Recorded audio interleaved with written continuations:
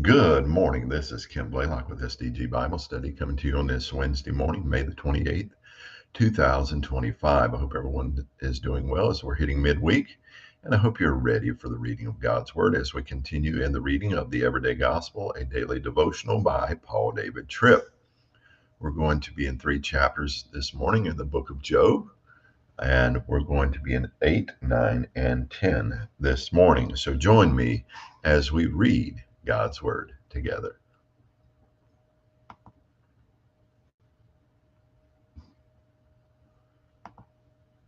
Job chapter 8.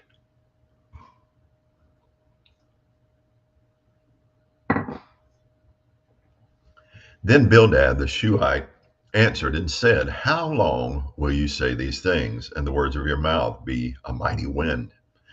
Does God pervert justice, or does the Almighty pervert what is right? If your sons sinned against him, then he sent them into the power of their transgression.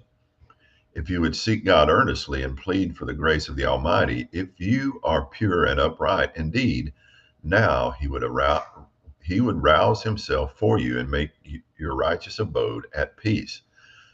Though your beginning was insignificant, yet your end will increase greatly.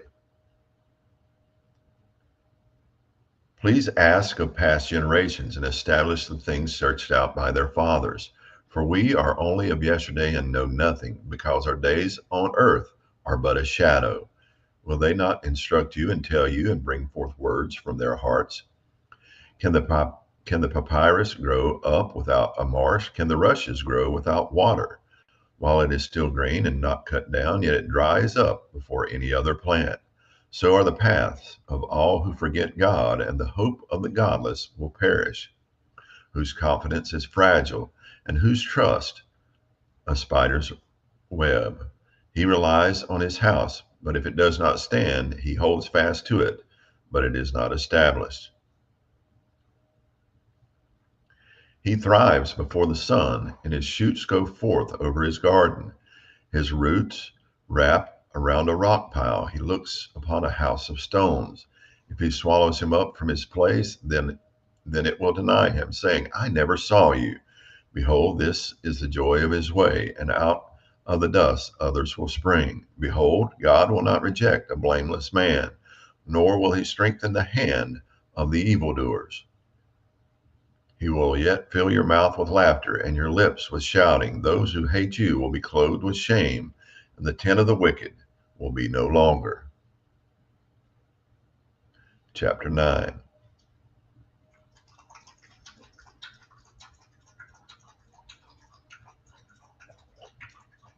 Then Job answered and said, In truth I know that this is so, but how can a man be in the right before God? If one desired to contend with him, he could not answer him once in 1,000 times. Wise in heart and mighty in power, who has stiffened his neck against him and been at peace? God is the one who removes the mountains. They know not how, when he overturns them in his anger. The one who shakes the earth out of its place, and its pillars tremble. The one who says for the sun not to shine, and sets a seal upon the stars. Who alone stretches out the heavens and tramples down the waves of the sea, who makes the Bear, Orion, and the Pleiades, and the chambers of the south, who does great things unsearchable and wondrous works innumerable. Were he to sweep by me, I would not see him. Were he to move past me, I would not perceive him. Were he to snatch away, who could turn him back? Who could say to him, What are you doing? God will not turn back his anger. Beneath him crouch the helpers of Rahab. How then can I answer him and choose my words before him? For though I were right, I could not answer. I would have to plead for the grace of my judge. If I called and he answered me, I could not believe that he was giving ear to my voice. For he bruises me with a tempest and multiplies my wounds without cause. He will not allow me to get my breath, but saturates me with bitterness. If it is a matter of power, behold, he is the mighty one. And if it is a matter of justice, who can make him testify? Though I am righteous, my mouth will condemn me. Though I am blameless, he will declare me perverse. I am blameless. I do not know my soul. I reject my life. It is all one. Therefore I say, he consumes the blameless and the wicked. If the scourge puts to death suddenly, he mocks the despair of the innocent. The earth is given into the hand of the wicked. He covers the faces of its judges. If it is not he, then who is it? Now my days are swifter than a runner. They flee away. They do not see good. They sweep by like reed boats, like an eel that swoops on its food. Though I say I will forget my musing, I will forsake my sad countenance and be cheerful. I am afraid of all my pains. I know that you will not acquit me. I am accounted wicked. Why then should I toil in vain? If I should wash myself with snow and cleanse my hands with lye, yet you would plunge me into the pit, and my own clothes would abhor me. For he is not a man as I am, that I may answer him, that we may go to court for judgment together. There is no adjudicator between us who may lay his hand upon us both. Let him remove his rod from me, and let not dread of him terrify me. Then I would speak and not fear him, but I am not like that in myself. Now to chapter 10.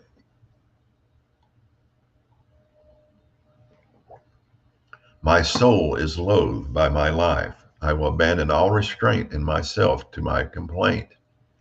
I will speak in the bitterness of my soul. I will say to God, do not account me as wicked. Let me know why you contend with me. Is it good to you that you oppress, that you reject the labor of your hands, and cause the counsel of the wicked to shine forth? Have you eyes of flesh, or do you see as a mortal man sees? Are your days as the days of a mortal man, or your years as man's years? That you should seek for my guilt and search after my sin? According to your knowledge, I am indeed not wicked, yet there is no deliverer from your hand. Your hands fashioned and made me altogether, and would you swallow me up? Remember now that you have made me as clay, and would you turn me into dust again? Did you not pour me out like milk and curdle me like cheese, clothe me with skin and flesh, and knit me together with bones and sinews? You have made alongside me life and loving kindness, and your care has kept my spirit. Yet these things you have concealed in your heart. I know that this is within you. If I sin, then you would take note of me and would not acquit me of my guilt. If I am wicked, woe to me. And if I am righteous, I dare not lift up my head. I am sated with disgrace, so see my misery. Should my head be set on high, you would hunt me like a lion, and again you would show your wonders against me. You renew your witness against me and increase your vexation toward me. Hardship after hardship is with me. Why then have you brought me out of the womb? Would that I had breathed my last, and no eye had seen me. I should have been as though I had not been, carried from womb to tomb. Would he not cease for a few of my days? Withdraw from me, that I may have a little cheer before I go, and I shall not return to the land of darkness and shadow of death, the land of utter gloom as the thick darkness itself, of the shadow of death without order, and which shines as the thick darkness. Now, that concludes our reading from the biblical text. Now to the devotional reading.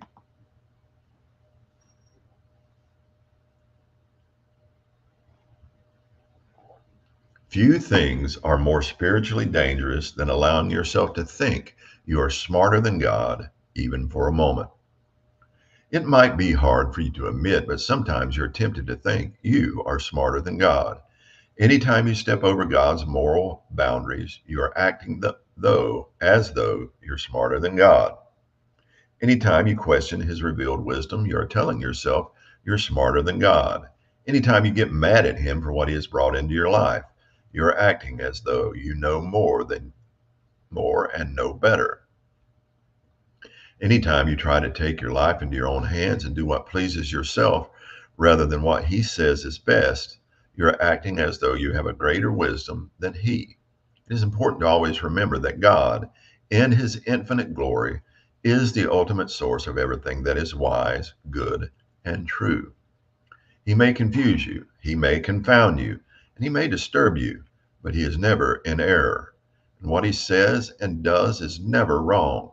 God knows everything. It is the height of spiritual delusion to think that we could ever mount wise arguments against him and what he has done.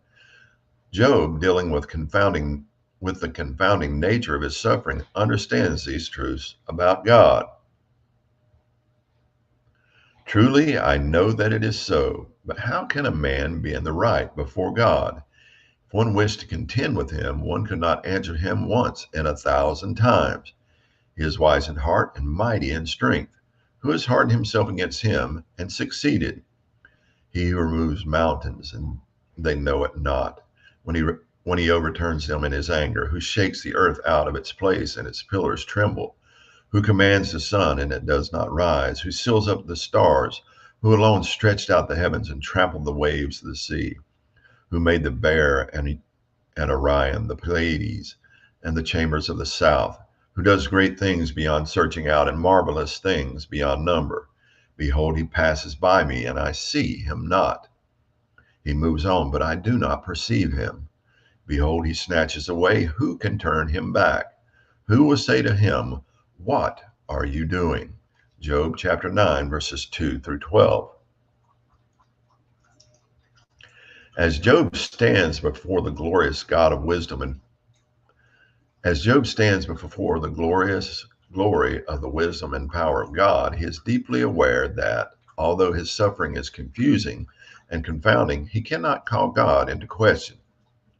Like Job, we all must rest in God's wisdom, goodness, and power, even though we can't always understand what God is doing or why he is doing it.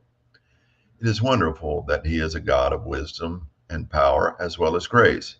When your understanding fails, cry out for grace, not just to endure, but to rest in God's rule, knowing that he is wise and in ways you and I will never be. Let's read Isaiah chapter 55, verses 6 through 9. Seek Yahweh while he may be found. Call upon him while he is near. Let the wicked forsake his way, and the unrighteous man his thoughts. And let him return to Yahweh, and he will have compassion on him, and to our God, for he will abundantly pardon. For my thoughts are not your thoughts, nor are your ways my ways, declares Yahweh. For as the heavens are higher than the earth, so are my ways higher than your ways, and my thoughts than your thoughts. And that's going to conclude our reading today from the devotional. I hope you've enjoyed it. Very educational for us this morning, and helpful for us to remember that God's in the heavens. He's doing as he pleases, and he's always going to do what's right, and he's going to always do what is best for us, whether we understand it or not. We might be confounded, confused. We might be angered by it. But God's ways are best, and he's making a way for us that will be for our betterment, and we need to trust that. Difficult sometimes because we don't see the full picture, but he shows us in his word that he knows the full picture. So trust in that. Have faith in God. Hope you have a blessed day today. Looks like a rainy one here in North Carolina, so stay dry. Have a blessed day. SOLI DEO GLORIA.